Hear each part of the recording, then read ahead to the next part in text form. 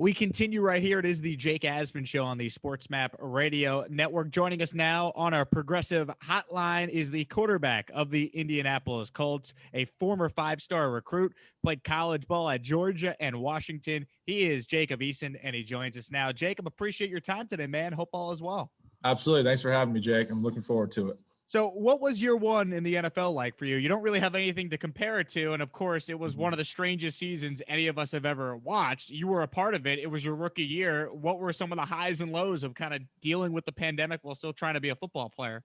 Yeah, I mean, I think we all pretty much know what the highs and lows were. I think the low being the COVID side of things, but the high being, a rookie in the league. So, I mean, it was a very unique year in terms of operation and normal standard procedure. Like, getting COVID tested every day and this and that was all unique and different. But, that goes along with having our preseason and our OTAs canceled and making them virtual. That was another thing that was very different about this season. But in terms of mental and physical growth, I think I still was able to do a lot of that.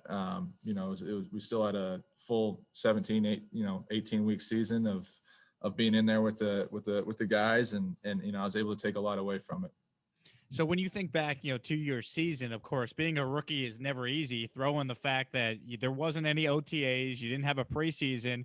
Did you feel like you were trying to play catch up the entire year, trying to learn the offense and learn what it's like to be an NFL quarterback?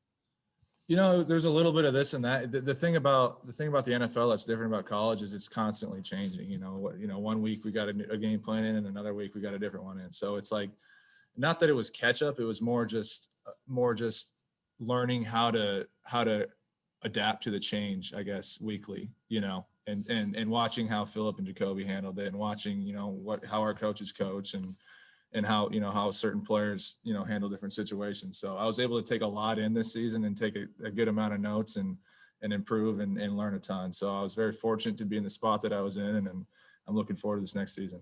Colts quarterback Jacob Eason is our guest here on the show. You mentioned Philip Rivers. Obviously, he announced his retirement just a couple of weeks ago. Is it going to be really cool for you to say down the line that you had a chance to play with Philip and be a part of his final season in the NFL? 100%. I mean, that's something I'll never forget. I mean, I had mentioned this in a previous meeting, but just being at Panini, one of the stories I told Philip was how I used to collect his cards. I was a 5-year-old kid, and he's out there playing ball for the Chargers, and I got a full sleeve of his cards. The next thing I know, 18 years later, I'm sitting in a quarterback room with him. So it's pretty unique to, have that opportunity to play in Philip's final, or to play with Philip in his final season. And, it's something I definitely won't ever forget. What makes him such a great quarterback? When you watched him study, when you watched him be a leader on the team, what really stood out to you? I mean, it was just how consistent he was in his everyday routine. He was always, they talk about first in, last out. He was always there. He was always working on something, improving on something. Even at 39 years of age and 17 years of experience, there was always something that he was working on, something that he was, whether it was film or whether it was, this or that, he was always trying to get better. And that was an inspiring thing about Philip, because it goes to show that no matter how good or how old you are, there's always something you can be improving on. And so that's something I've taken to my side of the game, at my young age. You never arrived. There's always something you can continue to work on.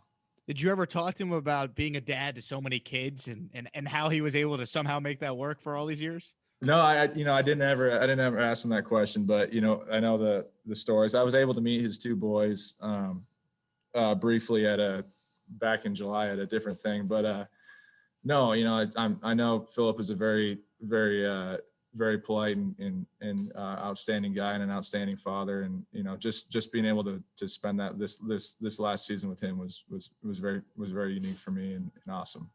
We're talking with Jacob Eason here on the show, of course, the Colts quarterback. Now, you look at the Colts quarterback room right now. Jacoby's a free agent. Phil Rivers is retired.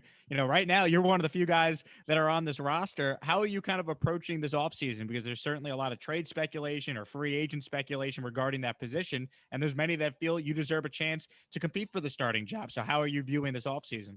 Yeah, I think, just this offseason is the same as every offseason going forward. It's just continuing to improve at my game and it's all about my personal growth for me and mentally and physically, getting out in the field and then continuing to watch film and taking no steps back from last year. All the other outside noise is kind of out of my control. So I tend not to pay attention to it. I just want to put myself in the best possible situation moving forward.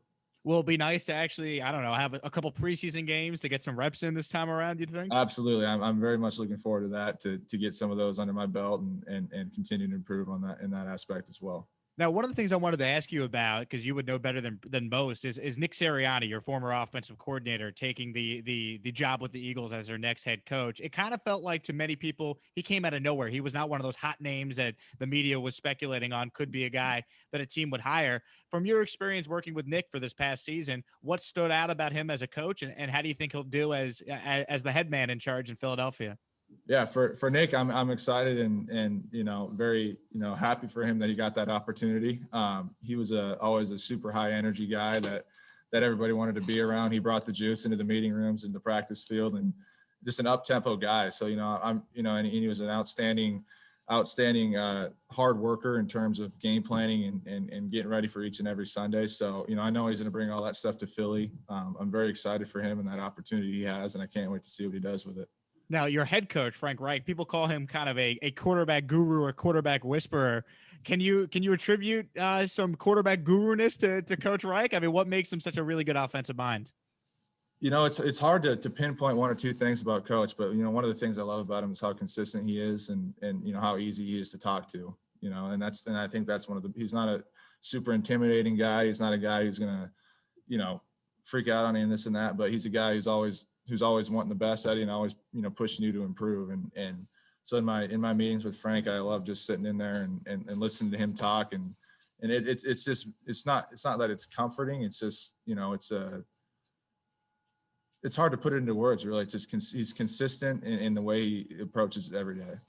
Is he still telling you guys he could sling it out there on the practice field? He's showing off a little bit. I haven't seen him throw it much, but I'm sure he still could. No doubt about that. So we're talking, of course, with Colts quarterback Jacob Eason, a fourth-round pick in the 2020 NFL Draft. So you just completed your rookie season. Panini has been with you every step of the way. What do you want our listeners to know about your relationship with Panini? They're great people. They take very good care of every rookie class. They've definitely taken great care of me down in Dallas right now, signing some cards and hanging out with some other rookies from last year and just having a blast. So I love the Panini family and the way they handle their business. Is it surreal for you? You mentioned this at the top that you were trading, Phillip Rivers cards growing up, and here you are, you're an NFL quarterback. You're interacting with some of the game's greats, and you're a part of the game now. You're a trading card that a kid just like you growing up could potentially have and look forward to collecting over the years as you did. Yeah, no, that's the way I approach it. I'm always looking to be an inspiration to younger kids, because when I was growing up, guys like Phillip and Peyton and, everybody else that had cards was my inspiration. I wanted to be the next Peyton Manning or the next Phillip Rivers, this and that. And now that I'm in that position, I'm able to, in a way, give back and hopefully inspire some other kids in future generations. Now, you and I are around the same age, so we both have grown up just watching Tom Brady play in the Super Bowl and what feels like every year. And here we are again, 43 years old in his 10th Super Bowl, as someone who now plays the position at the same level as Tom, of course, in the NFL. Do you just marvel at what he's been able to accomplish in his career? Absolutely. I mean, it's being in 10 Super Bowls, it's unheard of, really, and it's just so unique. And obviously I don't know Tom personally and all this stuff, but he's a guy that I've always looked up to as well, and just being able to accomplish the small amount of the things that he's done would be huge. So I'm looking forward to this game Sunday, and I sure hope it's a great matchup. It is a great matchup. I hope it'll be a great game. And I'm excited to watch and hang out and watch that game Sunday. Let's get you out of here on this then, Jacob. Who you have in the game? What's your prediction? That's the hardest part. You don't want to bet against Tom Brady, but you don't want to bet against Patrick Mahomes either. So really no score prediction, but I got to go with my gut, and I think that's Kansas City. That's for my boy, Mecole Hardman. There you go, fellow Georgia Bulldog right there. He That's is it. Jacob Eason, kind enough with his time. You make sure you check out all the work Panini has going on. He's Jacob joining us on behalf of Panini America. They're hosting several 2020 NFL rookies as they finish signing their most in-demand rookie cards.